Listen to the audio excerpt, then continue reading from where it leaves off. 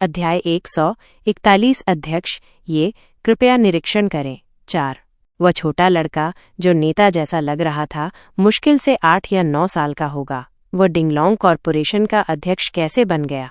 इस उम्र में किसी का अध्यक्ष बनना बिल्कुल अनसुना था। सब एक दूसरे को देखने लगे।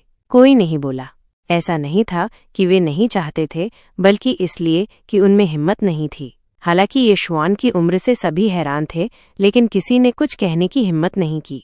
आखिरकार ये शुआन अध्यक्ष थे। कौन बकवास करने की हिम्मत करेगा? उच्च अधिकारियों ने ये शुआन को सम्मानपूर्वक देखा और महाप्रबंधक लियू जोंगलिन के साथ ये शुआन के साथ जिनलिंग शाखा कंपनी के कार्यालय भवन में प्रवेश किया। भवन का पहला तल सरल और भव्य था। इमारत के हल्के भूरे रंग ने इसे शांत और शानदार दिखाया। कई कर्मचारी आ जा रहे थे, लेकिन ये अस्त व्यस्त नहीं लग रहा था। इसके बजाय वे व्यवस्थित तरीके से लिफ्ट का इंतजार कर रहे थे। प्रत्येक अपना काम कर रहा था। पहले तल के प्रवेश द्वार पर सुरक्षा अधिकारी भी युवा और मजबूत थे। वे बहुत ऊर्जावान दिख रहे थे। ये शुआन इस भावना से बहुत संतुष्ट थे और उन्होंने धीरे से सिर हिलाया। लियू जोंगलिन ने रास्ता दिखाया और ये शुआन को निरीक्षण के लिए बिक्री विभाग में ले गए। बिक्री विभाग का कार्यालय क्षेत्र बहुत बड़ा था, लेकिन बूथों पर वास्तव में काम करने वाले कर्मचारी ज्यादा नहीं थे।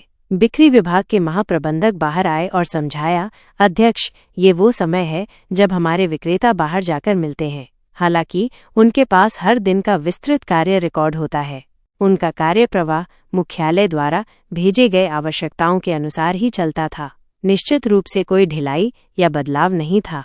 बिक्री विभाग के प्रबंधक ने ये शुआन को उनके विभाग केंद्र में टहलने के लिए लाने का सुझाव भी दिया, लेकिन ये शुआन ने हाथ हिलाकर मना कर दिया।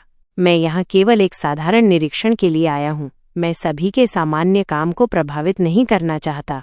आइए एक साधारण नज़र डालते हैं और चलते हैं।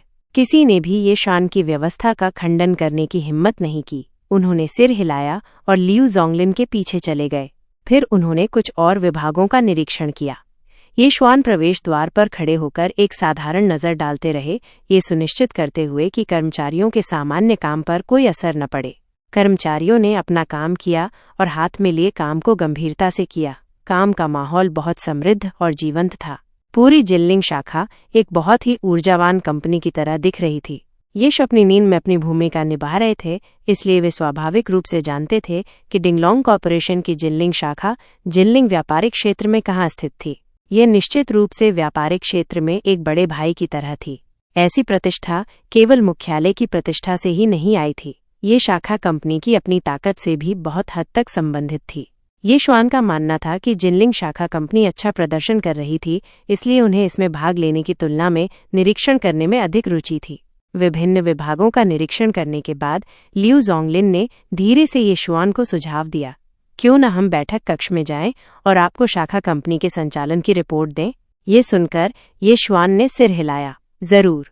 वो यह भी जानना चाहते थे कि जिनलिंग शाखा कंपनी द्वारा कौन सी परियोजनाएं चलाई जा रही हैं और उनके संचालन की वास्तविक स्थिति क्या है। ये शुआन की स्वीकृति मिलने के बाद सभी तुरंत ये शुआन को बड़े बैठक कक्ष में ले गए। खिलते हुए फूलों से भरी शानदार कॉन्फ्रेंस टेबल को देखकर ये शुआन को रीढ़ की हड्डी में ठंडक महसूस हुई। क्या ये स्वागत बैठक बहुत पुरानी नहीं थी? ऐसा लग रहा था जैसे बैठक के बाद वह उन्हें एक बड़ा सबक देने वाले हों। हालांकि चूंकि उन्होंने पहले ही व्यवस्था कर ली थी, इसलिए ये शुआन सभी की नेक इरादों को अस्वीकार करने के इच्छुक नहीं थे। इसलिए वे मुख्य सीट पर चले गए और बैठ गए। विभिन्न विभागों के उच्च अधिकारियों ने बारी बारी से रिपोर्ट दी। विभागों द्वारा किए जा रहे परियोजनाओं के साथ साथ परियोजनाओं की प्रगति और सारांश का संक्षेप में वर्णन किया। ये शुआन ने बड़े चाव से सुना और समय समय पर कुछ बहुत सटीक सुझाव भी दिए। उनके कार्यों ने उपस्थित सभी उच्च अधिकारियों को उनका सम्मान करने पर मजबूर कर दिया। सावधानीपूर्वक विचार करने के बाद भी वे शायद इतने सटीक और सटीक सुझावों के बारे में नहीं सोच पाते। हालांकि ये शुआन रिपोर्ट सुनते समय पर इसे सामने लाने में सक्षम थे। इसने उनकी तार्किक सोच और व्यावसायिक नियंत्रण क्षमता को दर्शाया। वो बहुत शक्तिशाली था। यह विशेष रूप से उनकी उम्र में सच था। हालांकि एक युवा व्यावसायिक प्रतिभा के लिए ऐसा करना अद्भुत था, लेकिन ये सामान्य भी था। हालांकि 8 या 9 साल के बच्चे के लिए ऐसा कर पाना सभी को उसकी ओर देखना पड़ता था। जब बैठक समाप्त हुई तो लगभग रात का खाना खाने का समय हो गया था। अध्यक्ष, ये क्यों न आप हमारे साथ भोजन के लिए रुकें? लिऊ जोंगलिन ने सुझाव दिया। ये शुआन सहमत हो गए। साथ ही वो कर्मचारियों को दिए जाने वाले भोजन की स्थिति की भी जांच कर सकते थे। लिऊ जोंगलिन और उच्च अधिकारियों का एक समूह ये शुआन के साथ कर्मचारियों के कैफेटेरिया में गया। कर्मचारियों का कैफेटेरिया बहुत बड़ा था और उसमें दर्जनों अलग अलग स्टॉल थे। कर्मचारी अपनी पसंद के अनुसार अपना भोजन चुन सकते थे। हमारे पास कई सामान्य व्यंजनों के स्टॉल हैं। यहाँ सिचुआन व्यंजन है, वहाँ लू व्यंजन है और कैंटोनीज व्यंजन है।